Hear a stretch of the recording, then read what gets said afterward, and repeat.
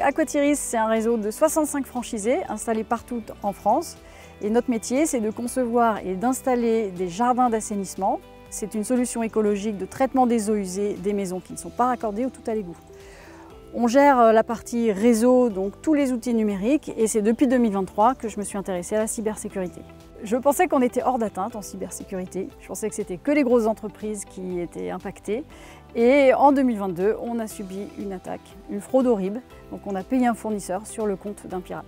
Donc là, je me suis dit non, il faut vraiment que je me protège. Je ne connaissais rien dans le domaine et ça faisait même un petit peu peur. Donc j'ai commencé par me former pour réfléchir à une stratégie. Donc s'occuper d'abord du matériel informatique, ainsi que les logiciels, les sauvegardes, être capable de restaurer son environnement en cas d'attaque, la protection des mails, beaucoup de cyberattaques passent par les mails, politique des mots de passe, ça c'est un vrai casse-tête pour tous les utilisateurs, et ensuite former et sensibiliser, former tous les collaborateurs.